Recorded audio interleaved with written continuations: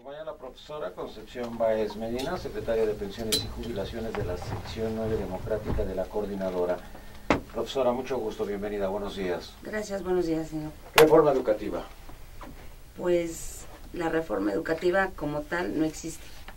Es solamente cambios, modificaciones al artículo 3, como ya lo mencionaron, y 73, de la cual no va a beneficiar en absoluto el trabajo docente. ¿Cambios sustantivos? No, nada sustantivo, nada. Al contrario, lo que sí va a hacer es perjudicar el trabajo docente.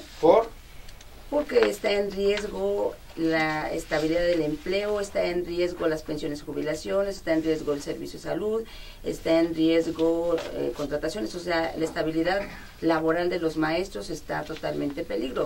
Y todavía ni siquiera se saca en el diario oficial y ya tenemos reportes de compañeros que le están rescindiendo su contrato de 1 año, de 6 meses, simplemente por el hecho de tener normal básica, que ahorita la SEP, el patrón SEP está pidiendo la nivel licenciatura. O sea, hay compañeros que tienen no solamente la normal básica, sino tienen otra licenciatura en la UNAM, en el POLI o en otras instituciones, y que la Secretaría de Educación Pública no le está reconociendo. O sea, no eres maestro licenciado en educación como tal de hace 20 años, se están rescindiendo tu contrato, ¿no? Entonces es bastante agresiva esta reforma que no es nada educativa. También nos acompaña el día de hoy el ingeniero Agustín Rodríguez, secretario general del SUNAM. Agustín, mucho gusto, bienvenido. Buenos días, Lino. Gracias. La reforma. Me parece que es una reforma muy limitada. Nosotros hemos planteado que la reforma debe desarrollarse más allá de las consideraciones que se hacen a nivel internacional sobre la educación, para integrarla a un sistema educativo nacional entre lo que es preescolar y lo que puede ser el posgrado. No está así, está separado. Los programas no obedecen al desarrollo del país, sino que obedecen al desarrollo político, circunstancial y coyuntural. Por otro lado, se aborda el artículo 3 constitucional en su fracción 7, en donde tuvieron la oportunidad de incorporar a los maestros para tener maestros con derechos plenos, no limitados. En el artículo 123, en su apartado A, que es el único que debería existir, no debería haber apartados A y B, que finalmente limita derechos de trabajadores y hace trabajadores con condiciones que pueden ser ubicadas como de primera o de segunda. Por eso es importante que, si hay condiciones para hacer una revisión integral, se debiera promover a nivel nacional. ¿Se van a manifestar en contra? Nosotros estamos apoyando a los maestros en el sentido de que bajo ninguna circunstancia se lesionen sus derechos laborales. También nos acompaña el día de hoy el licenciado Marco Tulio Mendoza, director de comunicación de la Unión Nacional de Padres de Familia. Marco Tulio, mucho gusto, bienvenido. Gracias. ¿Qué opinan ustedes de la reforma educativa, los padres de familia? Creemos que, como se ha comentado aquí en la mesa, son muchos pasos los que debemos de dar. Este solamente es el primero. Definitivamente con esto no transformamos la calidad educativa. ¿Pero avanza? Yo creo que sí avanza. Son demandas de la sociedad civil desde hace mucho tiempo, que retoman los partidos y que firman con el presidente Enrique Peña Nieto en este Pacto por México, pero solamente es el primer paso. Ahora, dices que es el primer paso porque ¿qué es lo que inicia o cuál es el principio?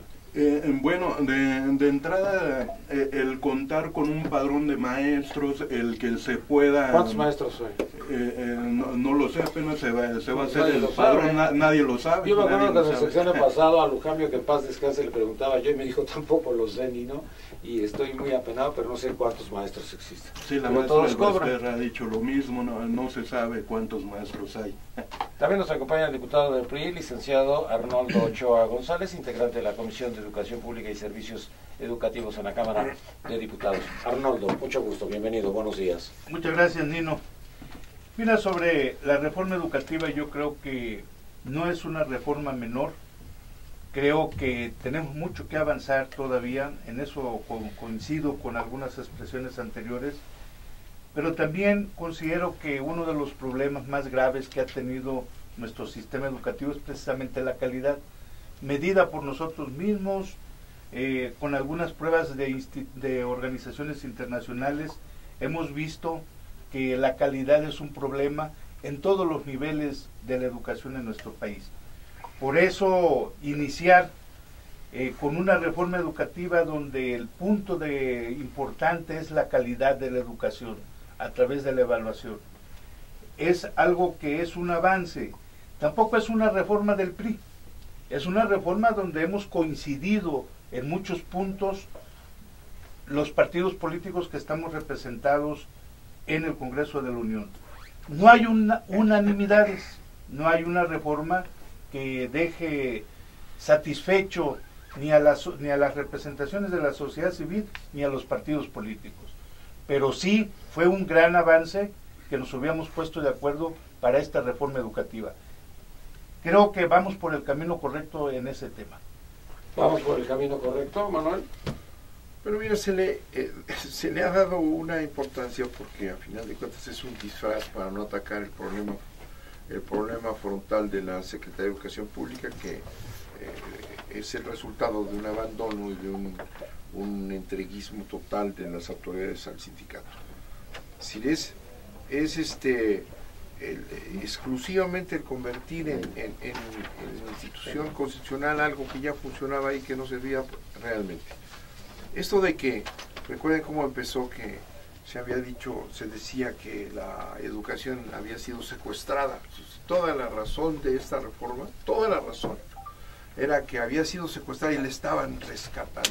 Nunca dijeron quién fue el secuestrador, y lo eludieron siempre. Pero esa es la razón de este brinco de una institución que está abajo y no sirve a convertirla en constitucional, es que había sido secuestrada la educación.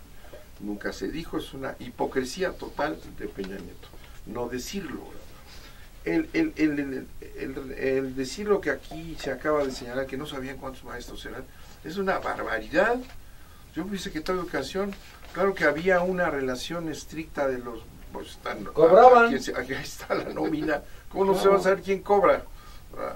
Realmente es absurdo llegar a esos extremos de abandono de la educación. Lo que se necesita en la Secretaría de Educación es mucho más que una reforma constitucional, por cierto, al vapor, ¿verdad? Sin ningún respeto al artículo 3. Lo que se necesita es autoridad. Se necesitan secretarios, que no ha habido. Se necesitan normales que tengan calidad, capacidad, que se invierta en las normales. Y necesita muchas cosas. Necesita atención a nivel nacional, en donde se requiera. Esa es la función de la Secretaría de Educación Pública, e inventan que alguien se las quitó, y con esa cuestión de llevar la evaluación, que repito, es una recomendación de la OECD, que parece este organismo europeo, que parece que hoy ordena y manda en este país, porque también la legislación del trabajo, esta patronal, la recomendó. ¿Se acuerdan de aquel ángel de la dependencia? Está el señor Gurría, que está ahí en la OECD.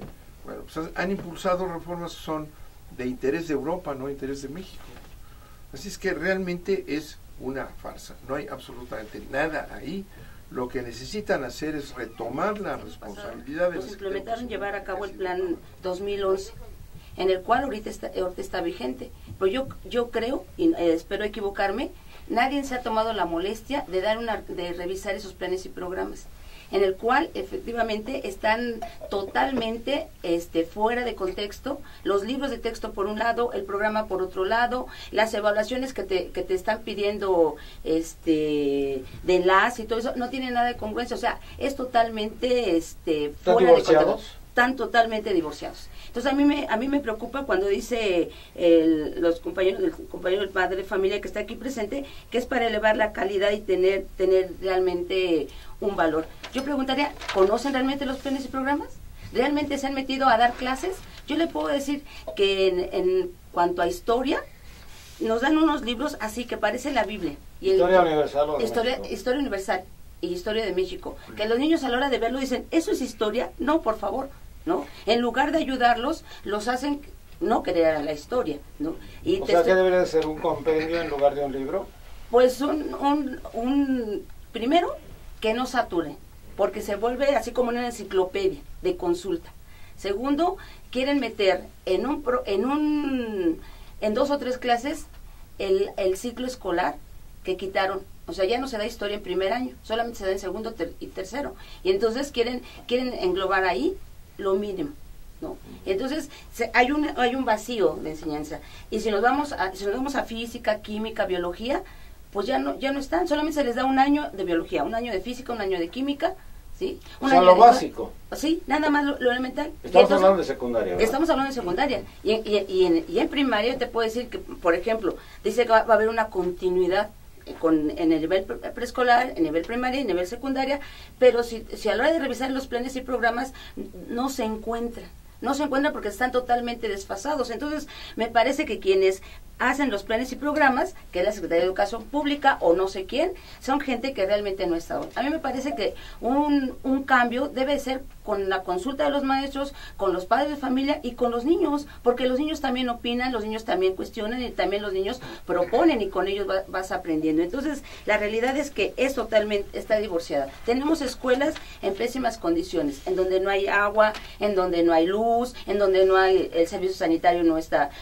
adecuado, en donde hay escuelas donde tienen 4 sanitarios para una población de 600 personas. O sea, es cruel para las niñas y para los niños, ¿no? O sea, estamos hablando de 8 sanitarios. Entonces, ¿de qué calidad estamos hablando y de qué mejoras? Nosotros sí queremos, o sea, como parte de la sección 9 democrática y como parte de la coordinadora nacional, sí queremos mejorar las condiciones de trabajo y sobre todo la calidad. Y estamos proponiendo alternativas de trabajo. Y yo creo que todos estamos construyendo en la práctica esos cambios y no solamente en verbo. Agustín, calidad educativa. Bueno, pues ¿quién se puede oponer a la calidad de Todos educación? estamos de acuerdo, ¿no? Totalmente. Yo entiendo este planteamiento de reforma educativa como una justificación a la deficiencia del sistema educativo. ¿Qué sucede con cualquier edificio, con cualquier vehículo, con cualquier cosa a la que no se le da mantenimiento, a la que no se le está modernizando, a la que no se le está actualizando? Pues se cae. En el modelo económico neoliberal, la educación es considerada como parte de la economía de mercado, es decir, integrarla al proceso de competitividad y eliminar el concepto de gratuidad en el caso de México. Y eso es algo que nosotros hemos venido denunciando desde muchos años y de siempre. ¿Por qué no generar las condiciones como las que se vienen dando en algunos países como el de Finlandia, en donde son los primeros lugares en educación, cero corrupción, mejores países, más bien pagados, maestros que entran desde preescolar hasta posgrado y todo es gratuito? Pero ahí tienen una consideración muy particular y que creo que todos los países desarrollados tienen, y es mantener su sistema educativo integrado a su sistema productivo, y en función de ello se miden los índices de desarrollo del educando, del educador y del propio país. Y eso es algo que aquí en México no existe. Aquí en México entra un gobierno y como viene, y entra otro y como se fue, y eso no sirve. Eso es algo que nos parece tiene que ser... ¿Pero seguimos en la gratuidad o no? Sí, seguimos en la gratuidad, pero de manera insuficiente totalmente. O sea, no se le aplican los recursos suficientes para su desarrollo. ¿Por qué en lugar de generar condiciones de sanción no se generan condiciones de motivación? Para el maestro, para el niño, para todos. ¿Por qué no se genera eso? ¿Por qué en lugar de generar el deterioro, de justificar el deterioro, por qué no se construye el planteamiento de cómo avanzamos, cómo salimos, cómo desarrollamos? Se dice como algo muy novedoso la escuela de tiempo completo. Nosotros en el estudiante tenemos una escuela de tiempo completo desde hace más de 30 años.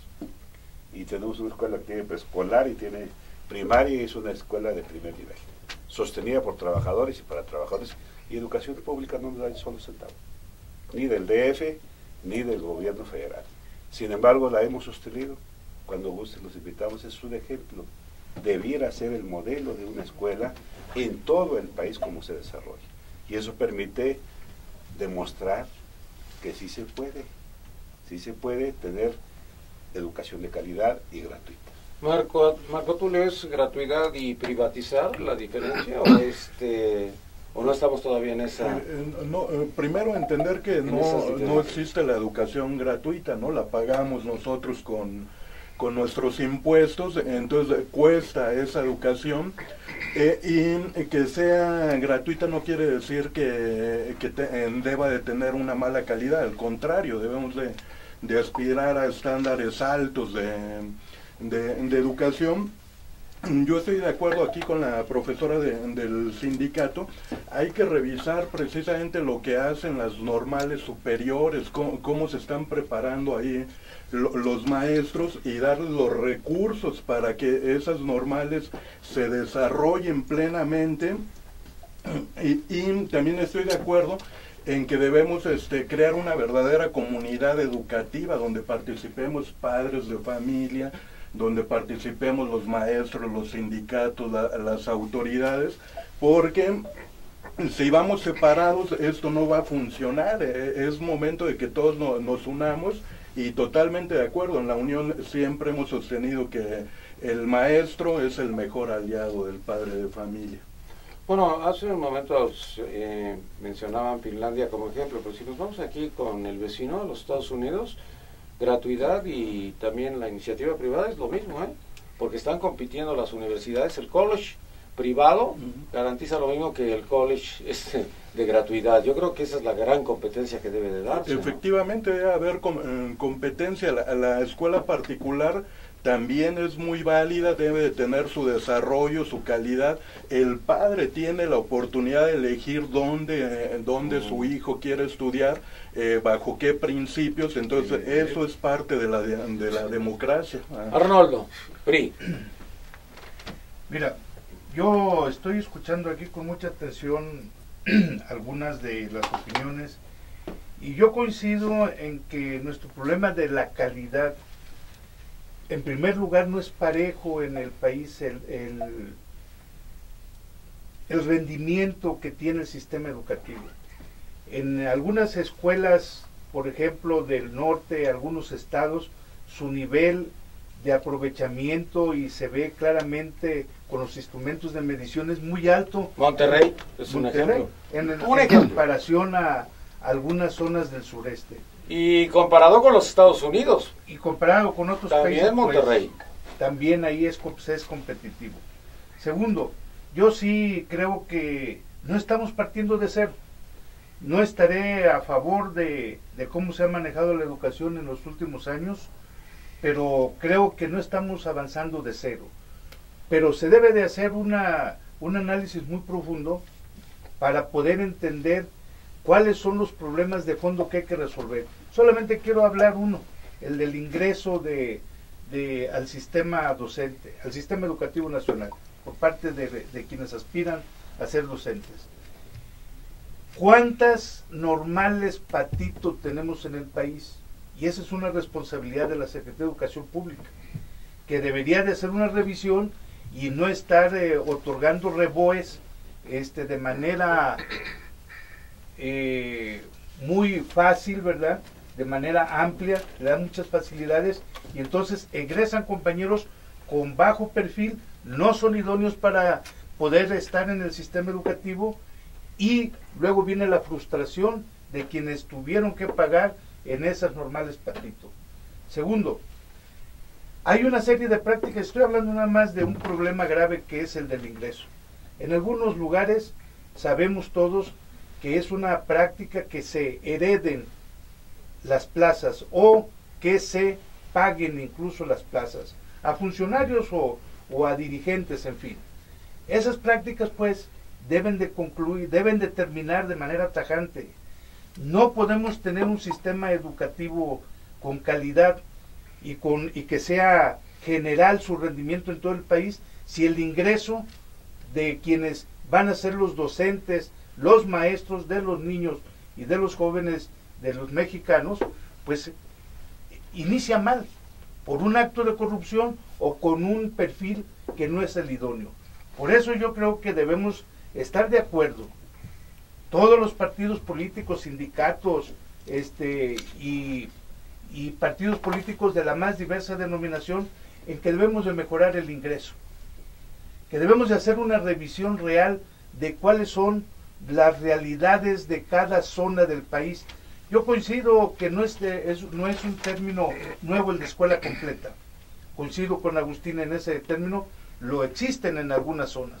Es más, en algunas zonas tienen la duplicidad, porque el maestro de la pandemia nos dimos cuenta que no había agua, que no había excusados, que no había baños y que los niños pues difícilmente podían salir adelante.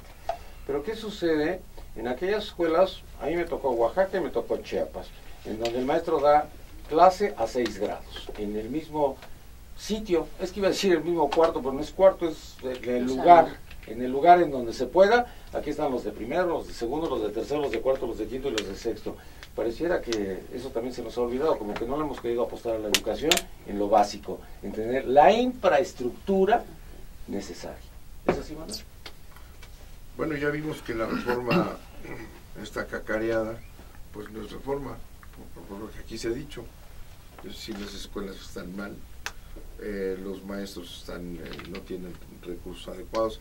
Es que se ha abandonado la educación, es la realidad. Estos 12 años de panismo han sido un desastre en educación. Va para atrás de haber sido una función fundamental, que lo es, está abandonada, con una tendencia del panismo a la privatización, desde luego, a que se vaya desmoronando el sistema educativo público para que el sistema educativo privado florezca. Lo mismo en educación básica que a nivel de educación superior, por ejemplo. Entonces, es una gran mentira salir con que ya hicimos la gran reforma. Y claro, esta propaganda de que es una gran reforma no es cierto. Lo que hay que hacer es retomar todo lo que aquí se ha dicho, es nada más todo lo que han dicho todos los compañeros de mesa. La verdad es que es un desastre el sistema educativo. Y súmale la descentralización educativa. Se le entregó a los estados la responsabilidad de la educación y no se les entregó el recurso, por ejemplo. Entonces, los gobernadores lo que hacen es hacerse guajes y no se ocupan de la educación de su estado. Muy pocos gobernadores realmente ¿Por qué? ¿Por qué no da votos? Porque les da miedo el enfrentarse con reclamos, no tocan nada y lo abandonan como si fuera no fuera una responsabilidad de los estados, lo es. Entonces hay un abandono federal y un abandono estatal. No es ya lo que debería de ser. El primer servicio del Estado mexicano es la educación. Está abandonado. También nos acompaña el licenciado Francisco Landero, de la red de organizaciones Suma por la Educación. Francisco, mucho gusto, bienvenido, buenos días. Gracias, Nino. Pues un gusto estar en este tema que es tan fundamental, importante para el país. Y decirte, bueno, en primer lugar, que concuerdo en algo con los participantes de esta mesa. Uno, todavía falta mucho para que sea una verdadera reforma estos cambios. Sí podemos decir que son cambios educativos, eso sí lo son, porque precisamente la iniciativa constitucional para que el Estado recupere la rectoría, pues es un cambio constitucional importante. También ahora, en el periodo de sesiones, se empezará a trabajar las modificaciones a la Ley General de Educación. También se hará este censo. Entonces son cambios importantes. Pero a la reforma le hacen falta muchas más cuestiones que no están claras en las iniciativas que envió el presidente o lo que los legisladores han tratado, como por ejemplo, cuál es el papel de la sociedad en estos cambios, dónde va a estar con claridad la participación. En segundo lugar, faltan temas que clarificar, como el tema de la carrera magisterial. La carrera magisterial es sumamente importante, pero sabemos también que está desgastada, que está incompleta y que es necesario profundizar. Pero por otro lado, en la sociedad civil vemos muy importante que sí haya cambios.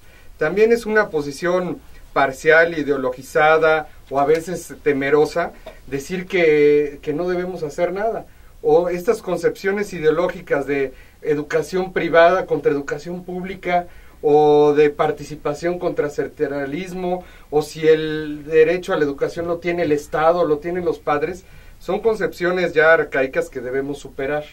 Si no, vamos a quedar anquilosados en esta lucha, y lo importante es, en primer lugar, decir que en esta reforma no debe haber ni vencedores ni vencidos.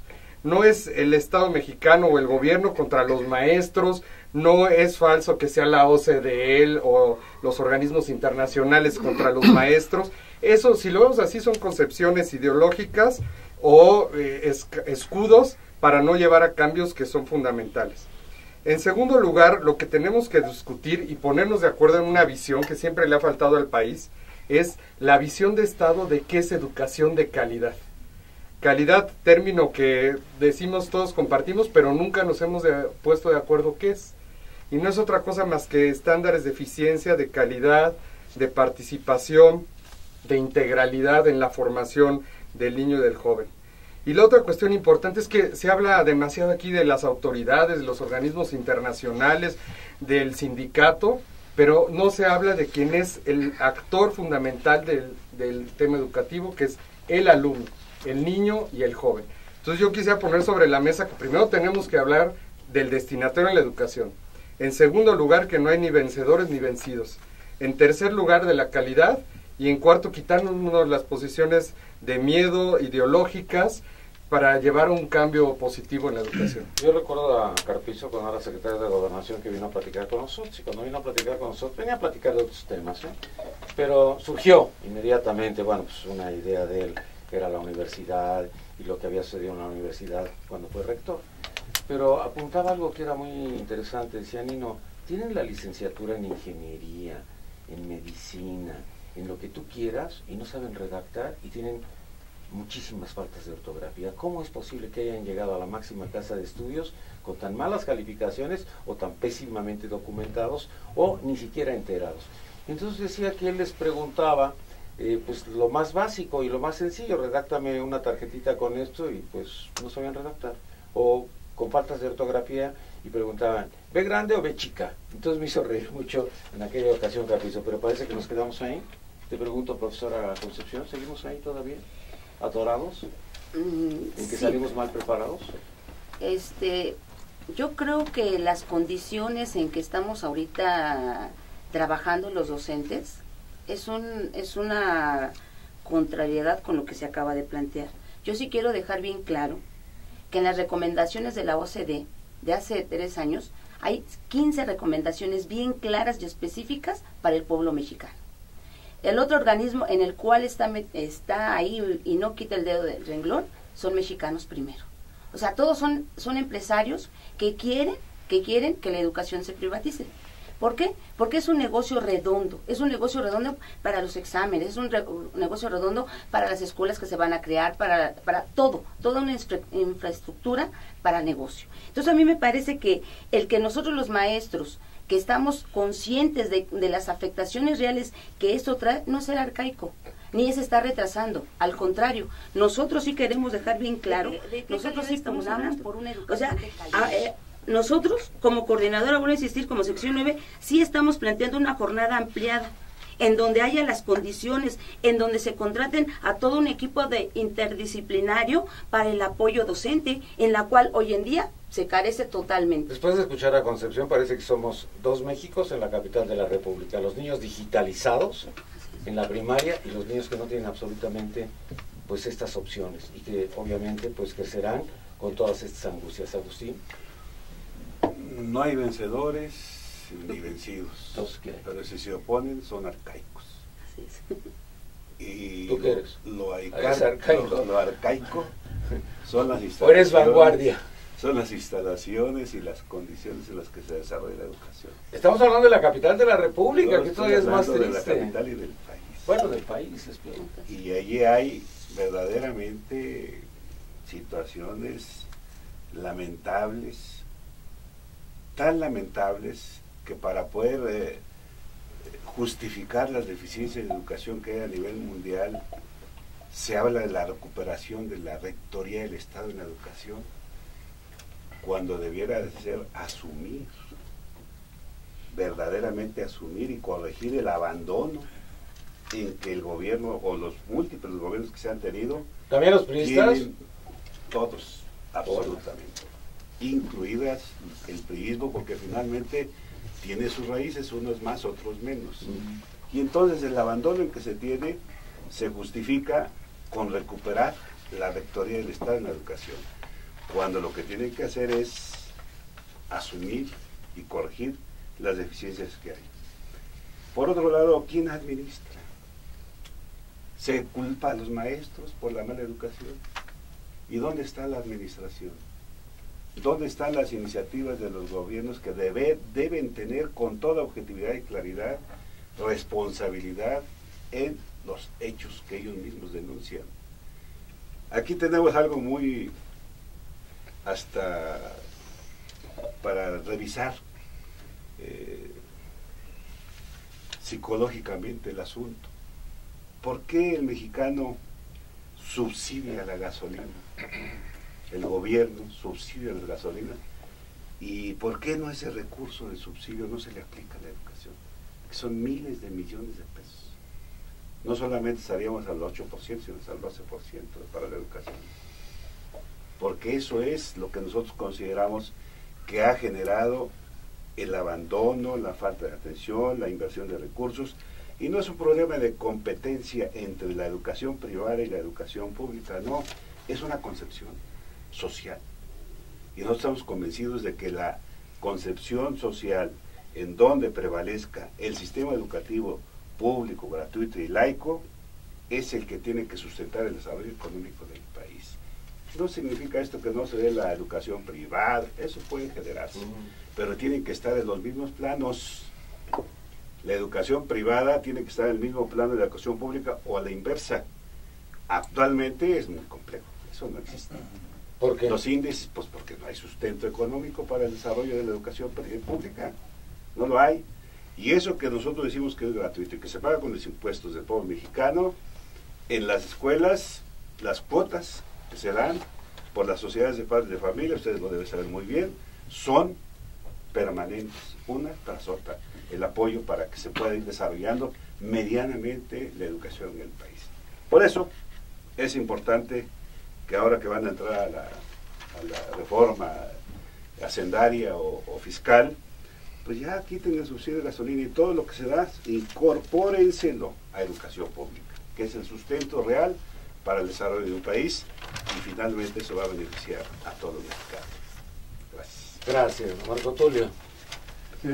Yo creo que estamos de acuerdo, efectivamente tenemos que darle recursos a la educación, pero no solamente es un tema de recursos, hay que ver a países sudamericanos que estudian exactamente las mismas horas que nuestros alumnos. Bueno, Argentina se está privatizando. En otros países también el presupuesto no es mayor al de nosotros, o sea, no es solamente una cuestión de recursos, que sí debe de haberlos, y yo creo que todos estamos de acuerdo en que hay que fortalecer.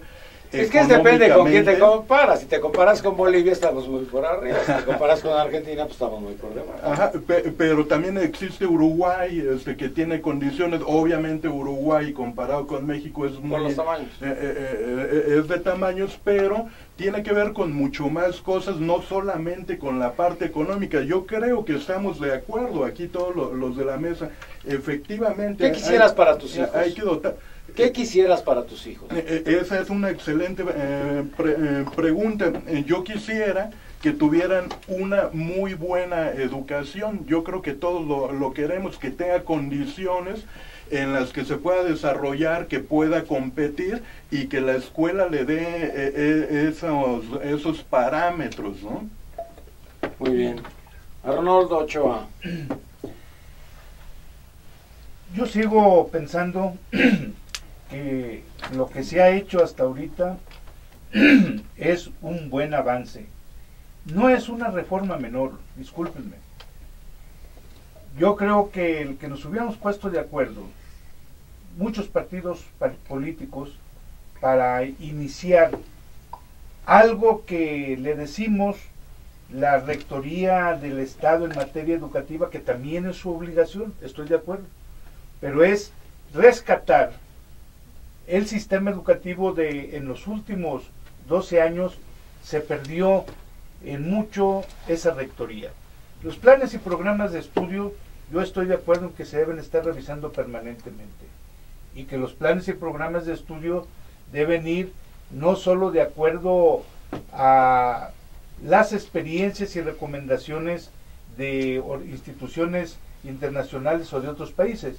Yo creo que debe ir más en consonancia con nuestro propio desarrollo. Con nuestra idiosincrasia, ¿no? De nuestra idiosincrasia, dices bien, Nino.